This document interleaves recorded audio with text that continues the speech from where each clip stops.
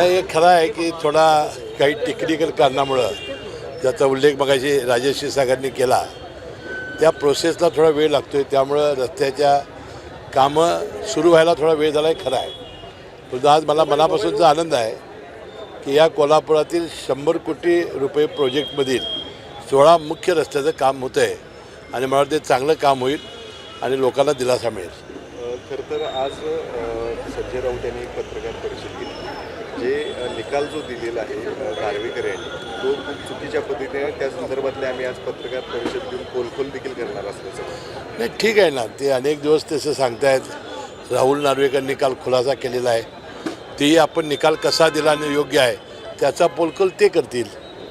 काय वाटते एकंदरीत अशा पद्धतीचा एखादा निर्णय दिल्यानंतर देखील अशा पद्धती नाही, आता बघा, कॉशी ज्युडिशियलचे अधिकार हे अध्यक्षांना आहेत. त्यांनी सर्वोच्च न्यायालयाच्या निर्णयाप्रमाणे आदेश दिलेला आहे.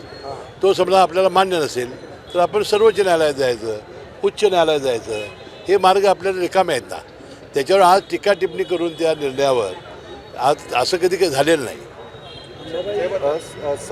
लोकसभेच्या 6 जागा ज्या आहेत ते राष्ट्रवादीला लढवण्यासाठी मिळणार अशी माहिती मिळते. काय नाही, मला त्याच्यातली काही माहिती नाही.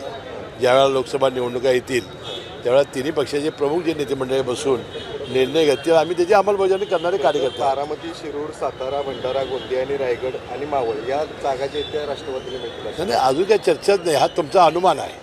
साहेब, ललित पाटील ड्रग्ज प्रकरणात डीलवरती कारवाई होण्याचे संकेत मिळत आहेत. तसा प्रस्तावही तुमच्या विभागाकडे पाठवला आहे, काय जाऊ? नाही, मी आता या 5 दिवसामध्ये मुंबईला गेलेलो नाही. प्रस्ताव माझ्यापर्यंत काय अद्याप आलेला नाही. प्रस्ताव काय अद्याप आलेला आहे पाहून आपण निर्णय घेऊ. अंबाबाईसाठी 1000 कोटी रुपये देण्याची परवा नियोजन मंडळाची जी बैठक झाली आपली, यावर्षीचं आपलं 24-25चं जे बजेट अर्थसंकल्प आहे तो आता ओट आणि मांडला जाणार आहे. त्या ओट आणि अकाउंटमध्ये आपण अंबाबाईचा आराखडा हा 1000 कोटी रुपयेचा आपले उपमुख्यमंत्री अजितदादा पवार यांनी देण्याचं सुतोवाच केलेलं आहे. आता ते जाहीर करण्यानंतर त्याचं खऱ्या अर्थानं ते प्रसिद्ध होईल. परंतु अतिशय उत्कृष्ट सादरीकरण त्या दिवशी जिल्हाधिकाऱ्यांनी केलं आणि मला वाटते त्यामुळं चांगली भाविकांच्यामध्ये जवळजवळ 10 पट वाढ झाल्याशिवाय राहणार नाही. हे बघा, ज्या वेळेला ह्या चर्चा झालेल्या होत्या त्यावेळेला असलेल्या जागा ह्या त्या पक्षाला ठेवायच्या ठरलेल्या आहेत. आता या दोन्ही जागा ह्या एकनाथ शिंदे गट जो शिवसेनेचा आहे त्यांना दिलेल्या आहेत. त्यामुळे आज तरी ते 2 उमेदवार आपल्यासमोर आहेत. आज शरद पवार कोल्हापूरमध्ये येत आहेत. आपण त्या ठिकाणी कार्यक्रमाचे अध्यक्ष देखील आहेत. त्या कार्यक्रमात जाणार आहात? नाही, माझं काय झालं, संभाजीराजे महाराजांचा पुतळा आम्ही कागलला अनावरण करणार आहे. त्या अनावरण प्रसंगी मला उपस्थित असल्यामुळं मी त्या कार्यक्रमात जाऊ शकतो. मी शुभेच्छा दिलेल्या आहेत. साहेब, अंबाबाई विकास आराखड्याला स्थानिक व्यापारी आता विरोध करत आहेत. काल त्यांनी पत्रकार परिषदेची नाराजी व्यक्त केली. आपल्यासोबत काही चर्चा नाही, त्याची जिल्हाधिकाऱ्यांची चर्चा झालेली होती. जिल्हाधिकाऱ्यांनी चांगला मोबदला देऊन करण्याचं त्यांना अभिवचन दिलेलं आहे.